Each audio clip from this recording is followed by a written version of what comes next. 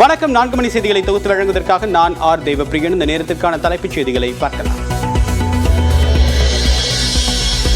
அமலாக்கத்துறை வழக்கில் அக்டோபர் 4ஆம் தேதி அமைச்சர் செந்தில் பாலாஜி ஆஜராக சென்னை முதன்மை அமர்வு நீதிமன்றம் உத்தரவு. அக்டோபர் 14ஆம் தேதிக்கு விசாரணையை தள்ளி வைக்க கோரிய செந்தில் பாலாஜியின் கோரிக்கை நிராகரிப்பு.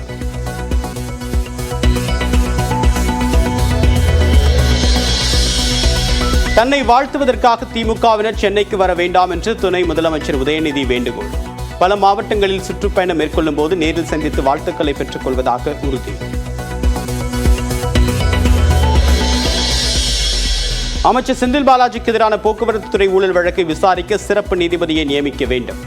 சிறப்பு நீதிமன்றத்தில் பணிச்சுமை இருப்பதால் சென்னை உயர்நீதிமன்ற தலைமை நீதிபதிக்கு உச்சநீதிமன்றம் உத்தரவு. கடவுள் விவகாரத்தில் அரசியலை தள்ளி வைக்க வேண்டும் என்று ஆந்திர அரசுக்கு உச்சநீதிமன்றம் அறிவுரை. எந்த ஆதாரமும் இல்லாமல் திருப்பதி லட்டு பற்றி முதல்வர் சந்திரபாபு நாயுடு பொதுவெளியில் புகார் கூறியது தேவையில்லாதது என்றும் கருத்து.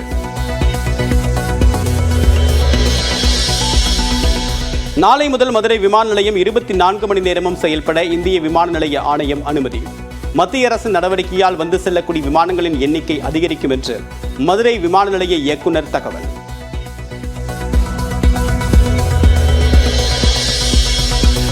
நாமக்கல்லில் வடமாநில ஏடிஎம் கொள்ளையர் என்கவுண்டர் செய்யப்பட்ட விவகாரம்.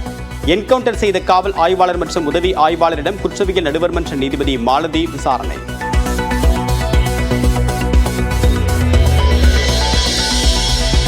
கோவை, திருப்பூர், நீலகிரி, தேனி, திண்டுக்கல், மதுரை உட்பட 12 மாவட்டங்களில் இன்று கனமழைக்கு வாய்ப்பு. 5 நாட்களுக்கு தமிழ்நாட்டின் சில பகுதிகளில் கனமழை பெய்யும் என்று வானிலை ஆய்வு மையம் கணிப்பு.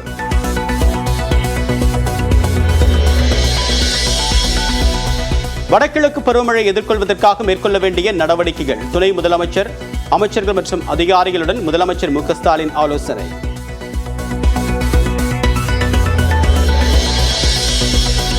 மழைக்கால முன்னெச்சரிக்கை குறித்த தகவல்களுக்காக டிஎன் அலர்ட் என்ற செயலி தொடங்கப்பட்டுள்ளதாக முதலமைச்சர் தகவல்.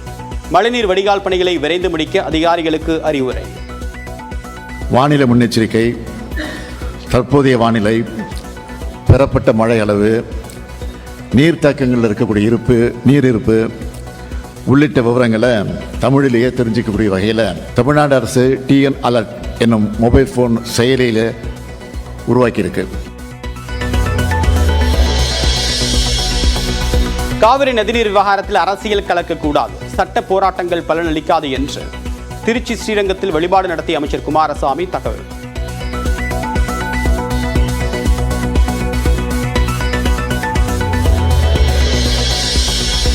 தமிழக வெற்றிக் கழகம் கட்சியின் கொடியை பயன்படுத்துவதில் எந்த பிரச்சனையும் இல்லை. கட்சியின் கொடிகளுக்கு அங்கீகாரமோ ஒப்புதலோ வழங்குவது இல்லை என்று பகுஜன் சமாஜ் கட்சிக்கு தேர்தல் ஆணையம் பதில்.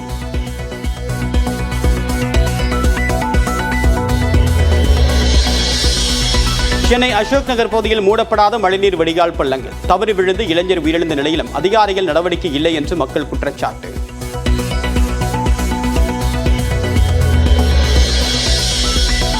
சென்னை அசோக் நகரில் மழைநீர் கால்வாயில் இளைஞர் உயிரிழந்ததற்கு மாநகராட்சியே பொறுப்பு என்று எடப்பாடி பழனிசாமி குற்றச்சாட்டு. தவறு இழைத்தவர்கள் மீது கடும் நடவடிக்கை எடுக்கவும் வலியுறுத்தல்.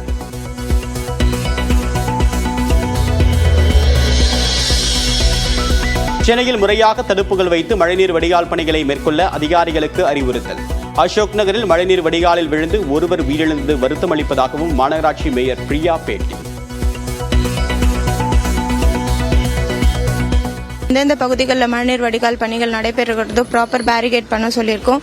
சென்னை மாநகராட்சி சார்பாக பணிகள் நடைபெறக்கூடிய பகுதிகளோ ப்ராப்பராக பேரிகேட் பண்ணுமாறு அறிவுறுத்தல் கொடுத்துருக்குறோம்.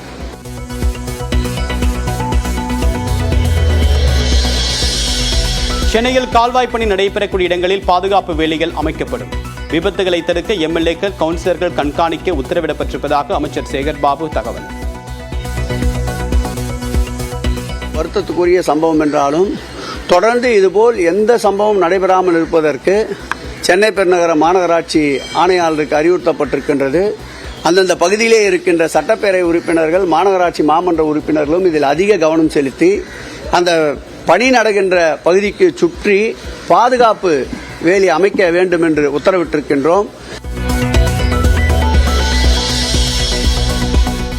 சென்னையில் ஒரு சில இடங்களில் மிதமான மழை பெய்யும் என்று வானிலை ஆய்வு மையம் தகவல். கடந்த 24 மணி நேரத்தில் அதிகபட்சமாக காயல்பட்டினத்தில் 9 சென்டிமீட்டர் மழை பதிவு.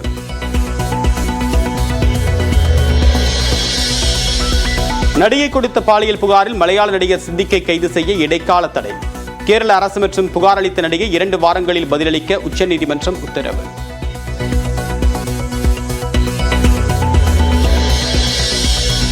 இரண்டாவது டெஸ்ட் போட்டியில் 233 ரன்களுக்கு முதல் இன்னிங்ஸை இழந்தது வங்கதேசம்.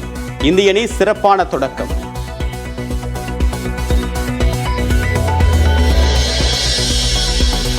டெஸ்ட் போட்டிகளில் 300வது விக்கெட்டை வீழ்த்தினார் இந்தியாவின் ரவீந்திர ஜடேஜா. 3000 ரன்கள் மற்றும் 300 விக்கெட்டுகளை குறைந்த போட்டிகளில் வீழ்த்திய ஆசிய வீரர் என்று சாதனை.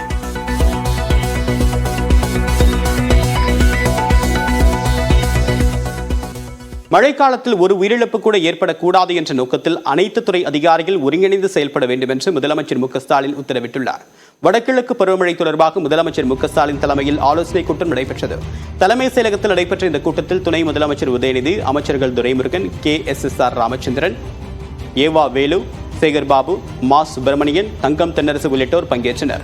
பல்வேறு துறை சார்ந்த அதிகாரிகளும் கலந்து கொண்டனர். அப்போது பேசிய முதலமைச்சர், கடந்த ஆண்டு வடகிழக்கு பருவமழை காலத்தில் சென்னை, நெல்லை, தூத்துக்குடியில் வரலாறு காணாத மழை பெய்ததாக தெரிவித்தார்.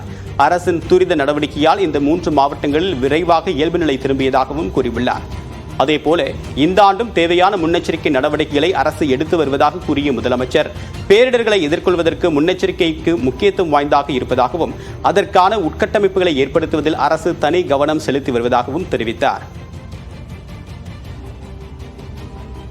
நாம் இப்போ 1400 தானியங்கி மழை மானியங்களையும் 100 தானியங்கி வானிலை மையங்களையும் நிறுவி நிகழ்நேர தகவல்களை பெற்று வருகிறோம். இந்த தகவல்கள் பொதுமக்களுக்கு அப்பப்போ கிடைச்சா அவங்க தங்களுக்கான முன்னெச்சரிக்கை நடவடிக்கை திட்டமிட வசதியாக இருக்கும். அதுக்காக தான் ஒரு முக்கியமான செயலியை உருவாக்கியிருக்கோம். வானிலை முன்னெச்சரிக்கை, தற்போதைய வானிலை, பெறப்பட்ட மழை அளவு, நீர்த்தேக்கங்களில் இருக்கக்கூடிய நீர் இருப்பு உள்ளிட்ட விவரங்களை தமிழிலேயே தெரிஞ்சிக்கக்கூடிய வகையில் தமிழ்நாடு அரசு TN அலர்ட் என்னும் மொபைல் ஃபோன் செயலியில் உருவாக்கியிருக்கு. சென்னை மாநகராட்சியின் அனைத்து மண்டல கண்காணிப்பு அலுவலர்கள் அந்தந்த பகுதிகளில் ஆயத்த பணிகளை முறையாக மேற்கொள்ளப்பட்டுள்ளதா என்பதை ஆய்வு செய்ய வேண்டும் என்று, மழைநீர் வடிகால் பணிகளை விரைந்து முடிக்க வேண்டும் என்றும் அதிகாரிகளுக்கு முதலமைச்சர் மு.க.ஸ்டாலின் உத்தரவிட்டார். தாழ்வான பகுதிகளிலிருந்து முன்கூட்டியே வெளியேறி பாதுகாப்பான இடங்களுக்கு போகிறது மிக முக்கியம். இந்த பணிகளை தமிழக அரசினுடைய அனைத்து களப்பணியாளர்களும் பொதுமக்களோடு இணைந்து அவர்களுக்கு அறிவுறுத்தி வெள்ளத்துக்கு முன்னரே நிவாரண மையங்களுக்கு அழைச்சிட்டு போகணும். அவங்களுக்கு தேவையான தூய்மையான குடிநீர், கழிவறை, தடையற்ற மின்சாரம், உரிய நேரத்தில் உணவு ஆகியவற்றை வழங்கணும். வெள்ளம் ஏற்பட்ட உடனே அரசு இயந்திரம் எவ்வளவு விரைவாக செயல்படணுமோ அவ்வளவு விரைவாக செயல்படணும். ஓர் உயிரிழப்பு கூட ஏற்படக்கூடாது என்ற நோக்கத்தோடு செயல்படணும். திமுக தொண்டர்கள் தன்னை சந்திக்க சென்னைக்கு வர வேண்டாம் என்று துணை முதலமைச்சர் உதயநிதி ஸ்டாலின் வேண்டுகோள் விடுத்துள்ளார். இது குறித்து எக்ஸ் தளத்தில் பதிவேற்றக்கூடிய அவர், துணை முதலமைச்சராக பொறுப்பேற்ற பிறகு தன்னை நேரில் சந்தித்து வாழ்த்த வேண்டும் என்று தமிழ்நாடு முழுவதும் இருந்து திமுக தொண்டர்கள் சென்னைக்கு வருவதாகவும் அவர்களின் அன்புக்கு தாம் என்றும் நன்றிக்குரியவனாக இருப்பேன் என்றும் கூறியுள்ளார். மேலும் தொண்டர்கள் செய்ய வேண்டிய பணிகள் ஏராளமாக இருப்பதாகவும் அதனால் தம்மை சந்திப்பதை தவிர்த்துவிட்டு மக்கள் பணியில் கவனம் செலுத்த வேண்டும் என்றும் உதயநிதி கேட்டுக் கொண்டுள்ளார்.